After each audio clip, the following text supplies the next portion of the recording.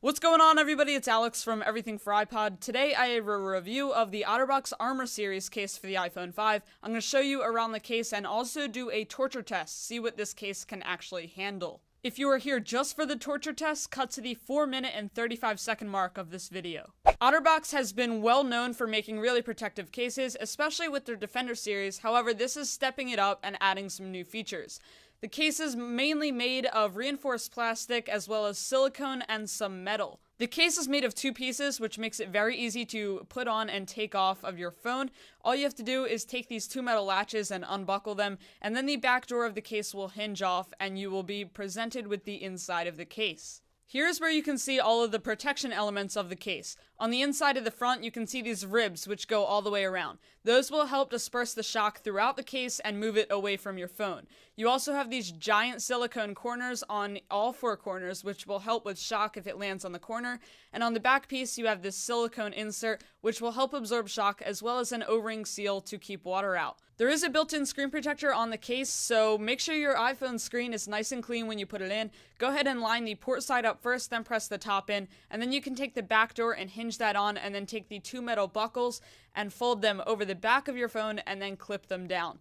This really is a nice, secure fit. You don't feel like your phone's going anywhere, and the back door is not going to come off unless you really want it to.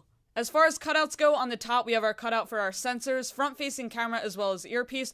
All of those work perfectly. They keep water out. I've had no problems there. However, some of the cutouts may have some dirt in it over time, so you may occasionally want to clean that out with a Q-tip. Your home button is covered on the bottom. It is a little bit squishy. You don't really feel a click, which I personally do not like. It does do the job, however, it could be a little bit better. On the top, you have your sleep wake button. Very nice, very easy to use. And on the side, you have your volume buttons. Same story, very easy to press, as well as your mute switch, which is reversed, so up means down and down means up. On the back, you have your camera cutout, which I've had no problems with, no flashback issues, and you also have a little slot for your microphone on the back to let audio pass through, but no water will get through there. On the bottom, you'll find the rest of your cutouts and openings. On the left is your headphone jack as well as mic. Your microphone is covered, but will allow sound to pass through, but no water when it is closed. However, when you open it, you break that waterproof seal, and you get your headphone jack. It is pretty deep, but nice and wide open, so most straight jacks will fit. However, L-shaped jacks you might have a problem with. Same story with your lightning connector. You have an O-ring seal for that to keep water out, as well as another one of those membranes to allow sound to pass through your speaker, but doesn't let water through. The connector for the lightning jack is very narrow. I was able to get Apple's lightning connector in there without a problem. However, if you have third-party connectors, or even the Apple lightning to 30-pin adapter, those will not fit, so you want to be careful with what cables you're using. The attached headphone cover on the bottom of the case can be a positive or negative for you, depending on how you're going to use the case. For me, it's a positive. I don't have to worry about losing a little screw like I do on the LifeProof case. My headphone connector is always there. I never have to remember to bring it with me, and I don't need a headphone adapter to plug my headphones in. However, if you're planning on going swimming and listening to music at the same time, you won't be able to. With the LifeProof, you can still keep a waterproof seal while using headphones because of that included adapter. However, with this, if you want to connect headphones, you will not be able to use the phone in the water. The built-in screen protector was pretty responsive. It feels exactly like the one used in the OtterBox Defender. There is a slight air bubble in between the screen and the screen protector. However, over time that might go away a little bit. It does attract some fingerprints, not too many, and you can't see them when the screen is actually on. Overall, not a bad screen protector. I have seen worse. Inside the packaging, you also get a lanyard, which is a nice little touch in case you want to attach your phone to your wrist. Here's a side-by-side comparison between the iPhone 5 and the OtterBox Armor series. As you can see, it adds a ton of thickness to the phone, and it also adds a lot of weight. So if you're looking for a minimalist case, this is definitely not the right option. However, although it does add a lot of weight, I was still able to put it in my phone and not really notice that much of a difference. Personally, I like it, but whether or not it's right for you is your decision. I've already done my torture test of the OtterBox Defender series. Now it's time to test out the Armor series and see what this case can actually withstand. I will be doing 3 series of tests: a water test, a drop test, and a crush test. Test number 1 with the Armor series case is the water test. So we're going to be putting this in the washing machine. So everything is sealed nice and tight. Make sure that the bottom is nice and closed up. I'm going to start the camera so we get 2 views. You're going to get the view you're on right now, as well as a video view through my iPhone. So I'm going to put the video mode on and put the flash on so we can see what's going on inside. If you've never seen what's inside of a washing machine, you're about to find out.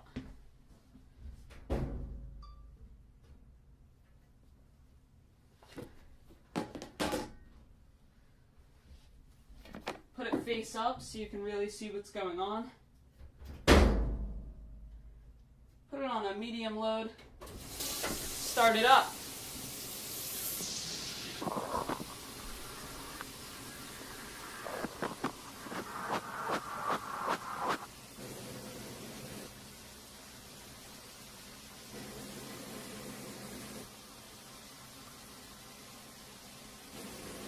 Alright, let's take a look.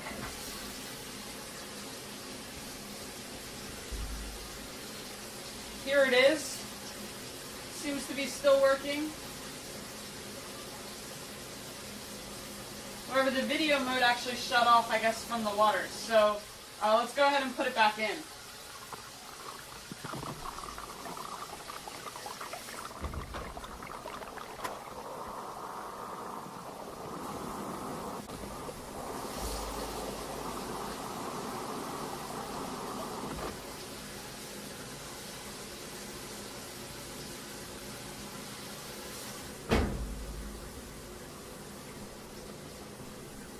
As you can see, it looks to be working just fine. Still actually recording, it did shut off that one time. No water has gotten in though. Now my phone's soaking wet, so let's try out the dryer. Just gonna place it in here, same idea. Shut the door.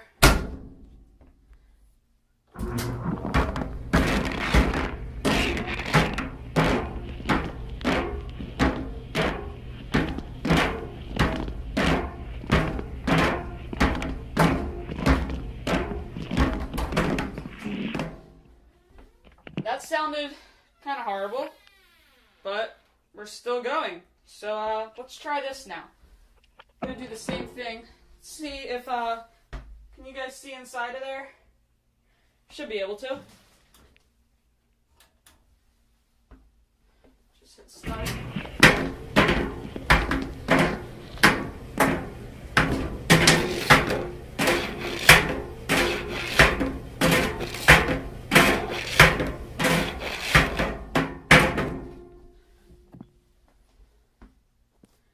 Still going. That's pretty sick. So the water test is complete. Now we're doing the drop test. When I did my Defender drop test, I did a number of pocket tests from the ear test, but I'm really confident in this case. We're going to step it right up to that same window where I dropped out the Defender. I'm just going to go up there, chuck it out, and see how it holds up. So let's go. Okay, so I'm up in the window, same exact window from the Defender test. I have the camera rolling on my phone, and I'm just going to throw it out the sides. So let's go. So let's go down and see how that held up.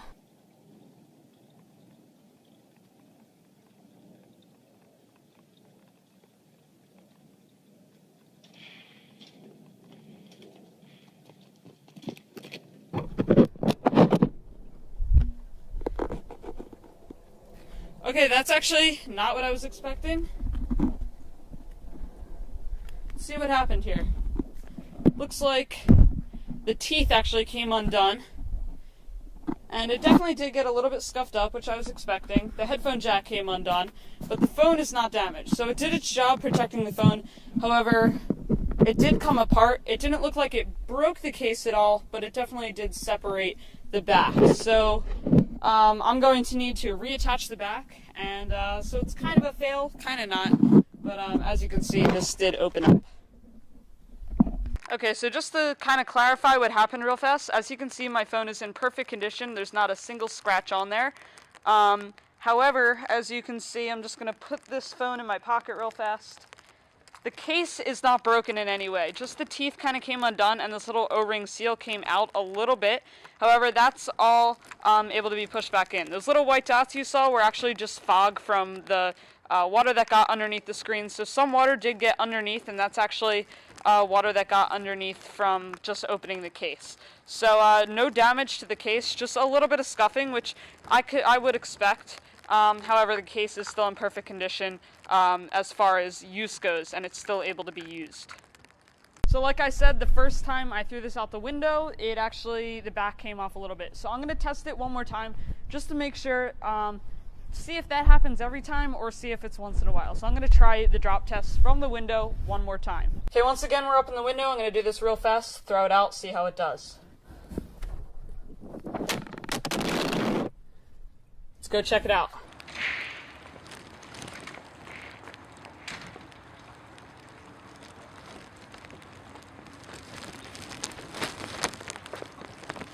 More scuffing on the back. Again, this port cover came undone. The back opens up every time. I hate to say it, but this is kind of not what I was expecting from this case. Let's open it up real fast, actually, and see if the phone has any damage. The screen is not cracked. Let's see if there's any scuffing now on the phone.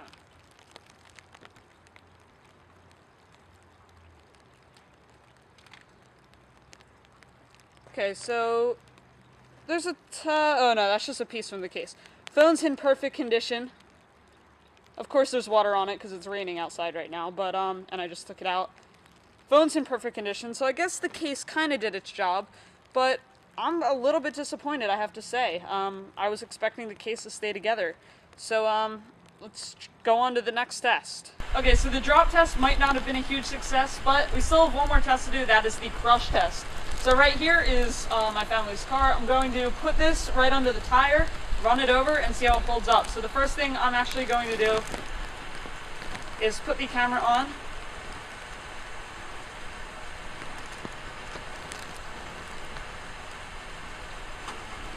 So I'm going to start a video recording here.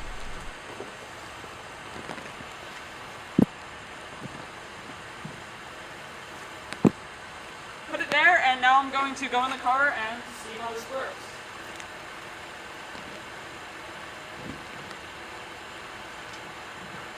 Okay, so I'm a little bit nervous for this test, I have to say, but I'm going to try it anyway.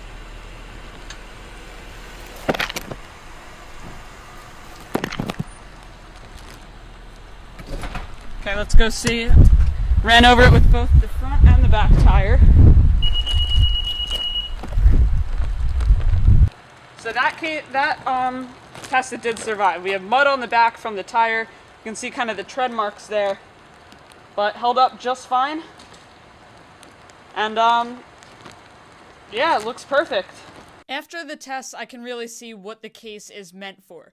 The water test, it survived perfectly, and it survived the crush test perfectly. However, the drop test was a different story. Now, I understand that my drop test was a little bit extreme, and not everybody needs to be able to drop their phone from that height. OtterBox says it can survive a 10-foot fall, and my drop test was definitely more than 10 feet. There are a few scuffs on my case from the drop test, however, the case is still usable. It doesn't affect the performance of the case after it falls like that. Now, I do think the case could be made better if instead of using teeth on one side, they added 2 more metal buckles. I think that would make the case a lot more secure, and then it would survive the drops. I also think that if they added some more silicone to the outside of the case on the back, you will be able to avoid some of the scuffs that I encountered when dropping my phone. Despite the case coming apart when I dropped it, I still do think it is better than a LifeProof, and I will explain why in a future video where I compare side by side this case and a LifeProof.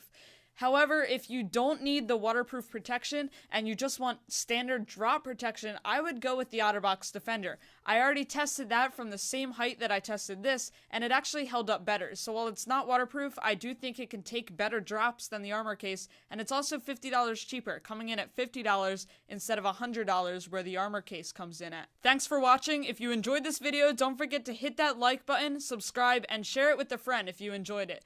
Also, if you're looking for something else to watch, check out my channel for a bunch of different reviews, as well as go ahead and check out my comparison of the OtterBox Defender and Griffin Survivor for the iPhone 5.